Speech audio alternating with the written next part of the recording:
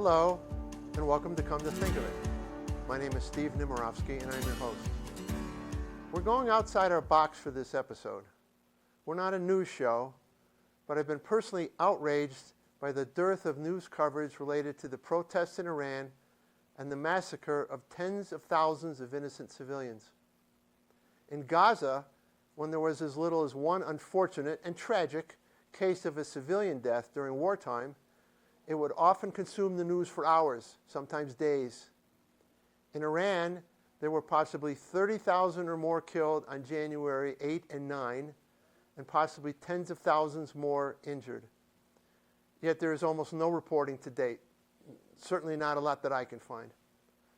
This was arguably among the worst crimes against humanity in all of history, and almost no reporting. And as far as I'm aware, no demonstrations on U.S. campuses in support of the Iranian protesters. So I reached out to Middle East Forum, an organization that studies all the important events and issues from the region, and asked if they would provide a guest with knowledge of the events in Iran. Joining us is Gregg Roman, Executive Director of the Middle East Forum. Gregg, welcome to Come to Think of It. Thanks for having me, Steve. And I know for the Middle East Forum, this issue's been in the forefront ever since the protests started breaking. And I congratulate you for your coverage. At the end of the show, we're going to talk about how people can get the Middle East Forum and read some the articles you've written, some of the stuff you've posted. Again, I don't know why this isn't being covered, but to me, it's one of the most major stories of my lifetime, quite frankly. So for today... I agree. And I'm sorry, go ahead, please. I was going to just say this is something that we've been tracking, not just for the last wave of protests between December 27th and the middle of January, but frankly, something that we as an organization have been focusing on for the past 30 years. So there's plenty to talk about. So as I mentioned at the beginning, I don't do news, but this is news, and I'm working off articles that you've written and posted, so people can go to your articles and read in great depth everything we're going to discuss today. But I'm also hoping that when you can give a source for something. I asked that you would do that because this is kind of a news show today, and sources are important. But I also know these are very sensitive times, and sometimes you can't give the source. So if we can just leave it there, do the best you can. Maybe just take us back to late December when the protests started, what generated the protests, and just take us from there, please.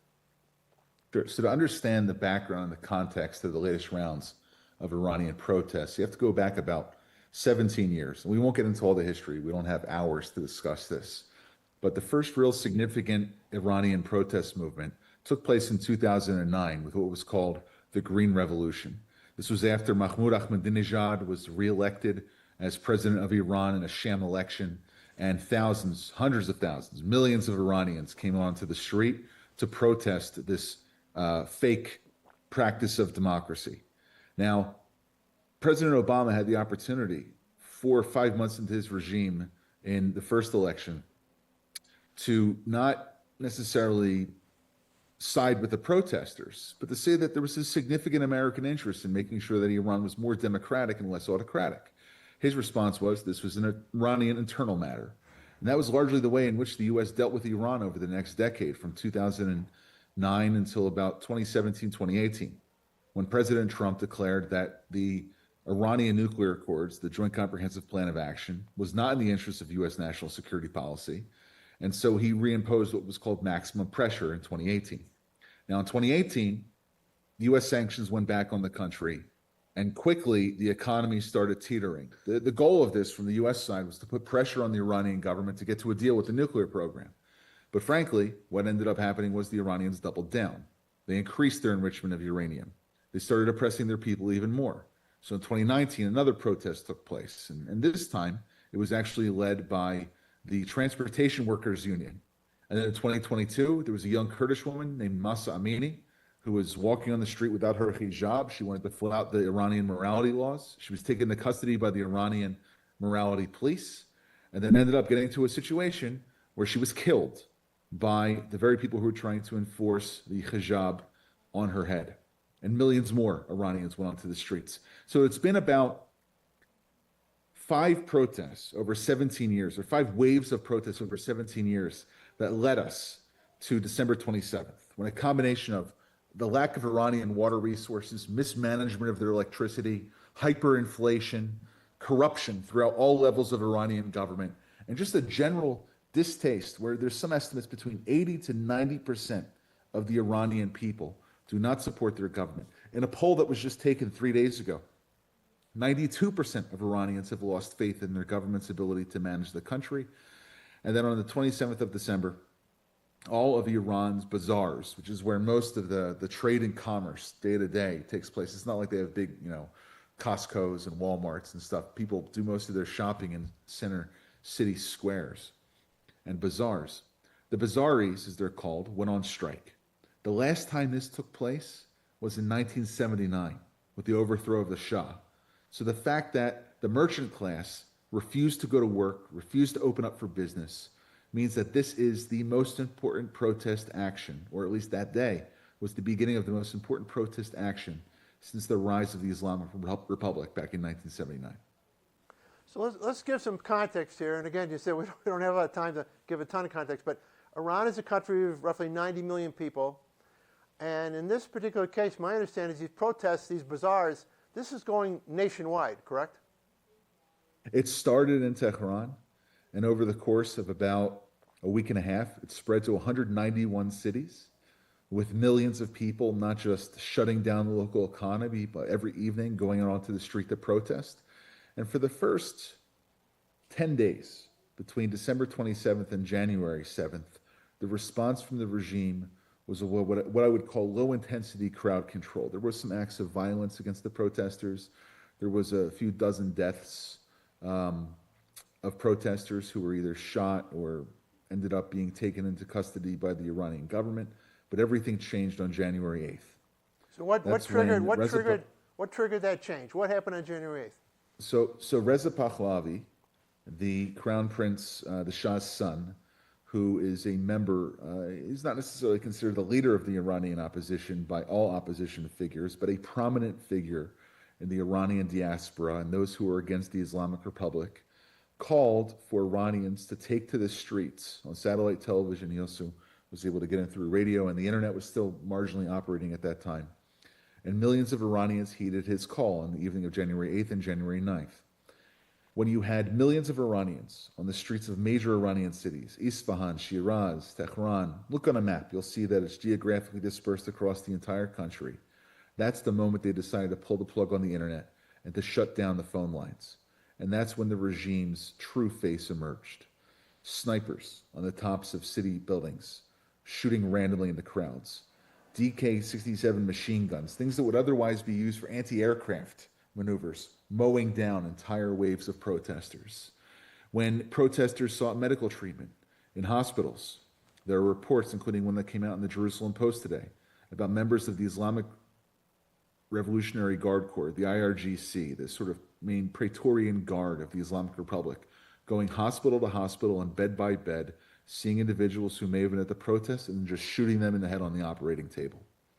I mean, the viciousness leads to numbers that are unfathomable in a modern democratic context. And even an authoritarian context, we had the single most amount of deaths due to political violence in any modern event since the Baba Yar massacre by the Nazis against Ukrainian Jews in the beginning of World War II, the beginning of the Holocaust. And frankly, the numbers, like I said, are disturbing. In my estimate, if we go by what Time magazine put out, if we go by what the Iranian Human Rights Council put out, if we go by figures which are available on Iranian and Persian language telegram channels online, which are corroborated by video that's now coming out a few weeks after these events because there was a shutdown of the internet, but now intermittently they've been able to get it out through Starlink, they've been able to get it out through smuggling video across borders and transmissions. The estimate is between 50 and 60,000 people were killed during this 2 to 3 week period. 400,000 have been injured. Tens of thousands are in Iranian jails. In fact, the Iranian jails are so full, they've moved Iranian political prisoners to grain silos and sports stadiums because they don't have room for everyone that they've arrested. And the same problems that led to the protests on December 27th, the lack of water, lack of electricity, lack of food, mismanagement of the economy, corruption, and now on top of that, a great massacre of their own people are still there contributing to the problems in Iran.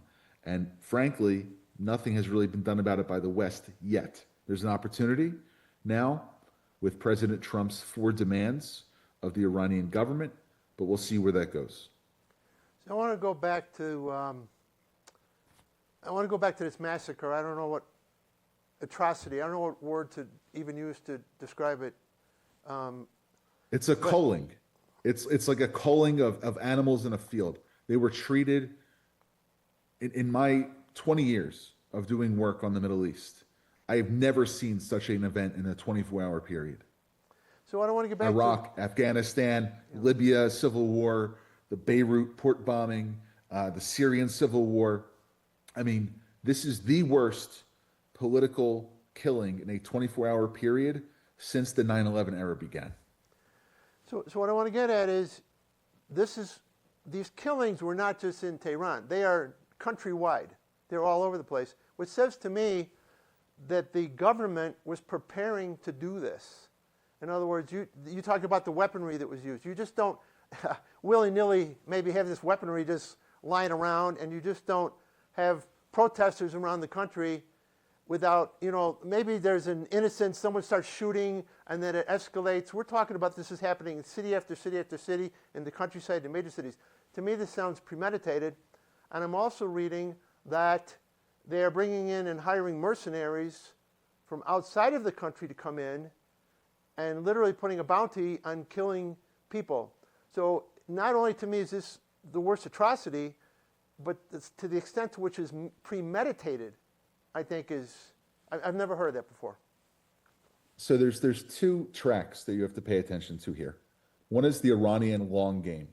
Ever since the Iraq War in 2003 began, the Iranian government was determined to make regime change as hard as possible for any actor, any external actor that would want to come in to try and tilt the scales in the favor of the Iranian people against the Ayatollahs. So what they did was, in 2004 and 2005, they started appointing the heads of the Islamic Revolutionary Guard Corps, right? We said the vanguard of the Islamic Republic, to be individuals that came from the populations where they were stationed. So it wasn't as if though you had this IRGC elite coming from Tehran, the capital, being deployed to the 4 corners of Iran to monitor and run the local regime forces there. They picked people from within. And this is significant because Iran is about half Persian. The other half are minorities that don't identify as Persian Iranians, Azeris, Turks, Arabs, Kurds, Baluchis, Sistanis. It doesn't matter if you know where that is on a map. But Iran is, in fact, a very diverse country in terms just of the tribal affiliations, the socioeconomic statuses, and the ethnicities of all these different groups. So Iran went local in 2004. And then in 2009, now we're talking 17 years before the protests, these protests, they distributed most of their major armaments to 31 different regional bases that cover the 31 provinces of the country. So they weren't just concentrating all their military power in one area, they were dispersing the mechanisms that were used, the machinery that was used to suppress the protests 17 years ago. And they've already had low-intensity conflict and asymmetrical warfare waged against them by anti-Iran, pro-democracy groups since 1979, since the revolution. But in this case, they were ready to manage this because they knew that if there was ever a big push, they had to be ready for it. But the thing that was different about this, which is the second part we have to talk about, is that in the beginning of the protests, you saw members of the regime's security forces actually turn against the regime. They put their weapons down. They joined the protesters. They joined the march. And that's where the foreign fighters came in. Iraqi Shia militias, Syrian Shia militias, Pakistani Shia militias, who, as you said in your question, were paid between $500 and $600 for proving that they actually were killing protesters. So there's a bounty system, premeditation, not going back a few weeks, going back 2 decades, and mechanisms of power through shutting down the internet, preventing the news being shared with the rest of the world to isolate, intimidate, and massacre their own people. So what I guess I don't understand, and maybe you can put this in the context of maybe what's been going on the last 2 or 3 years. In answering the first question, you talked about 3 or 4 different series of protests dating back to Obama years and up through Trump, et cetera, where maybe 1,000 people were killed or 500 or a few imprisoned. The magnitude of this is just so different. What do you think is in the heads of the people running this country that they decided this type of response was needed at this time? I think the locusts and the creeping economic ills of the past 2 decades since the imposition of serious American sanctions started with President Bush and the Iran-Syria Sanctions Act back in the mid-aughts, and a generation of mismanagement of the economy has really all started coming to a locus of power where those in charge have to decide to use brutal repressive tactics in order to stay in power. And even members of the government, the Iranian government, which has been engaged in this suppression, have said there's a problem. And now the knives are starting to come out, and they're starting to try and identify the people from within the Ayatollah's power base who may be responsible for this mismanagement. They decided to mismanage water over the past 10 years. Iran is on the verge of a Great Depression-like dust bowl in terms of rivers which were once flowing, which have now been turned into dust beds. They don't have enough oil. Iran has the second largest oil reserves in the world, or top 3, right? And natural gas. They have to import 92% of their refined petroleum products. They could export as much oil as possible, but they don't have the refinery capacity to be able to use it internally. They pay exorbitant amounts of money for food because of a subsidy system that was put in place to augment the regime's capacity to subsidize its supporters at the expense of the rest of the civilians there. So if you think about just all these little factoids and all the coming together, those who are in the position to manage the regime have 2 things they have to worry about. Number one, how do we keep our positions in place without having the people rise up against us? That's one. And 2, what happens with our government when the individual who's been leading us since 1990, the Ayatollah, 1989, 1990, Khamenei, dies, and who's going to replace him? And frankly, it's not as if though just one person is dying, right? The supreme leader. It's an entire institution that he's built up called Vilayat al-Fiqh, which is sort of like the supreme leader's office, that he has concentrated so much power there, and there's no heir apparent. So there's what do you do to stay in power now, and what do we do to keep the system in place that's been our spoil system for the past 4 decades moving forward?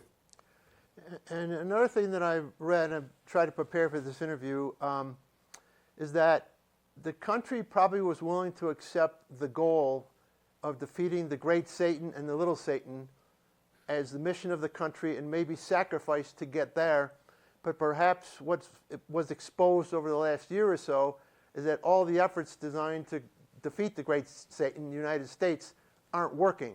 So we've sacrificed, we don't have water, we have inflation, yet all the money that's gone to the buildup of the military and the nuclear facilities, et cetera, that didn't work, and now we're suffering.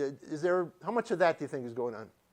Oh, there's a lot of conversations going on about that in Iran right now. There's this chant that the protesters used starting on December 27th. No to Gaza, no to Lebanon, no to Iraq. Iran is our focus. I mean, they're very clear about how they are upset on this great Shia expansionist project by exporting the revolution. You even have Shia clerics in Qom, the Iranian center of Shia Islam, who are saying it's probably not a good idea for us to be engaged in these foreign wars, right? We have this conversation in the United States that we're engaged in the never-ending wars, right? The Iranians have the same conversation in their country. They say Hezbollah was eviscerated by Israel. Assad is no longer in control, and he was overthrown by Sunni jihadis. Hamas is a skeleton of its former self. Iraqi militias didn't join us after October 7th. We can only rely on the Houthis in Yemen, and where has the hundreds of billions of dollars that we've spent on our nuclear program, our missile forces, our proxies, and our suppression mechanisms gotten us. It's gotten us to a situation where we have no water, we have no food, we have no electricity, we have no means to make a living, we have great suppression. What do we have to look forward to?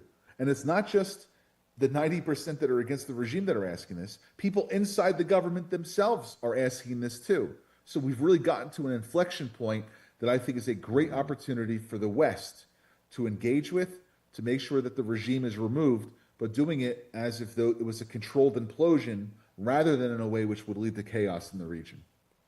And I think that's probably the concern of many people, chaos in the region with a country that probably has more nuclear and capability and more weapons than any other, that they fall into the wrong hands.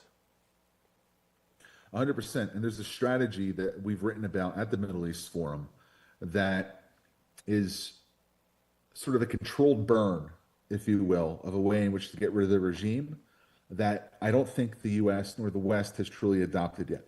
They went all the way to limited kinetic action during the 12-day war to try to delay the nuclear program back in June with Operation Midnight Hammer and the 11 days of Israeli airstrikes that preceded that.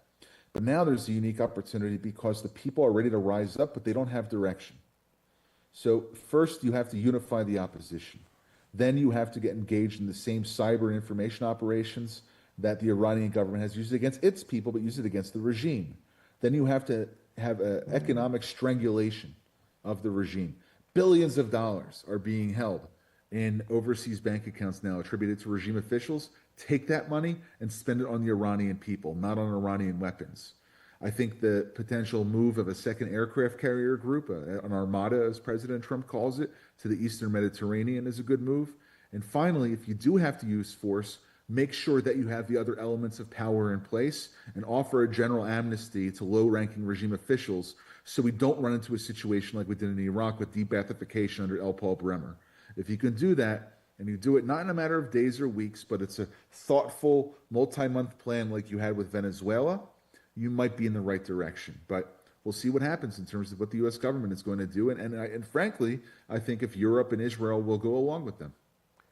So I want to get to that kind of stuff at the end if we have time permitting, which I don't think we will. But I still want to go back a little bit to what's on the ground right now and the magnitude of this atrocity. I read, I believe, again, what you wrote, and I want the viewers to look at what you've written and see it, that one of the ways the government is raising money is that if you are a family who had a victim of this massacre and you want the body back, you have to go pay money to get the body back so you can bury the body? The Iranian government was charging 60 million tomans, hundreds of dollars, to get protesters' bodies released from Iranian morgues. And in addition to that, they wouldn't even let you attend the burial ceremony. So they've had complete control, not just on the process leading to the massacre of the civilians, but the abuse of the corpses after they already killed family members' bodies. I mean, this is a new level of arcane evil that we have not seen maybe since the Nazi era. I mean, perhaps in North Korea, maybe with African tribes engaged in cannibalism, which is, a far cry from something that might be in the wilderness of the Sahara. But I'm really trying to emphasize here, this is the most barren, most disgusting, most aghast repression of what was once a very proud people that we've seen in the last 6 weeks. And frankly, more people need to know about it, and they need to talk about it, and they need to engage just like you're doing with the subject. And the more that people know about it, I think that the more that there'll be a clarion call for change. Not by putting U.S. troops on the ground, but getting to the situation where the Iranian government can't relate to its people by charging money to release a loved one from the morgue.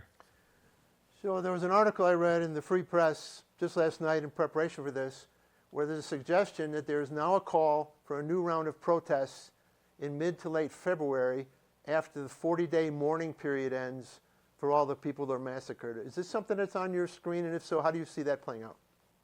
Yeah, so the way that the 40 days works is in two specific ways. And frankly, this is what happened in 1979. There's a process called Shehalom, which is Shia religious tradition, where families 40 days after the death of a loved one will have a march, which will go to the cemetery, they'll say prayers, they'll remember their loved ones. And if we look at the time period between, January 8th and January 9th, we move 40 days forward. On February 17th or 18th, we may find a situation in which the tens of thousands of Iranians who were killed by the regime in that overnight massacre, their families, which enumerate in the hundreds of thousands, may lead to a new round of protests. And if that happens, I think the regime will try to get ready again. But what's different this time, and you can see this in Persian language radio, in the way that the diaspora is speaking about this, in messages that are getting out of the country. Beforehand, it was a protest largely about the economic conditions brought on by the regime. This time, it's a protest directly against the regime. Well, unfortunately, I had 2 pages of notes for this interview, and we're about 1 inch into the first page. So I had a feeling that was going to happen. Before we end, there's so much more that could be learned here. Can you please tell the audience how to find the Middle East Forum, kind of a little bit about your mission, and how to find the stuff you've written and really get educated on this topic? Sure. So the first thing people can do is just go to Google or any search engine and type in Middle East Forum. We'll go right to our website, meforum, forum.org. You can find us on X at meforum. And the mission of the organization isn't just educating Americans about this, but actively promoting American national security interests in the Middle East and protecting the West from Middle Eastern threats. Now, if you want to learn more about Iran, we have a spotlight, which is right below the main article on the website, which is Spotlight, Iran After the Protests. There's a lot of articles there, quite frankly, 100, 200 articles from just the past year on the subject. And if you want to do a deep dive, you can also look at us with our podcasts and our YouTube at meforum.org/podcasts. And there's a specific topic, the Iran Freedom Project. Can you talk about that a bit and how to get more informed on that? So as an organization, we're not just writing about the subject, but we're getting involved with it, supporting Iran's opposition. There are monarchists, there are Republicans, there's reformists, there's federalists, there's all stripes of opposition groups, which historically have worked in their own lanes. One of the things that we're trying to do is to unite these groups, to give them training on how to organize, to give them training on how to do humanitarian aid, nonviolent resistance. And we work with people both inside the country and outside the country in the diaspora, especially in Europe and the United States, providing them ways in which they can be a more cogent political alternative to the regime. And if you want to find out more about the Iran Freedom Project, you can get to it on our website by just typing it in the search box. Well, Greg, I know we just scratched the surface. Maybe we can get you back. Perhaps I see this is the beginning. This is like the first inning. This is not the ninth inning. This is not the back nine. This is the front nine. Maybe you can come back and educate our viewers some more, but I certainly appreciate your time and keep up the great work. I'd be happy to. Thanks for the opportunity and have a great day. I'm kind of lost for words here. I don't really know how to close this show. As you said in the beginning, we don't do news, and we're trying to do news today because there's just this dearth. There's a vacuum. There's nothing. And how do you have a world in which we live in, and there's tens of thousands of people murdered, there's massacres, they're literally premeditated, and you can't find out what's going on. Thanks to people like Greg, thanks to the Middle East Forum, and thanks to really the hundreds, if not thousands of people around the world who are tracking this, who just can't get the message out. So we invite you to share this broadcast with your friends, get the message out, get educated, and I think we're going to come back and do some more on this. Thank you for being with us today. We'll see you again on another episode.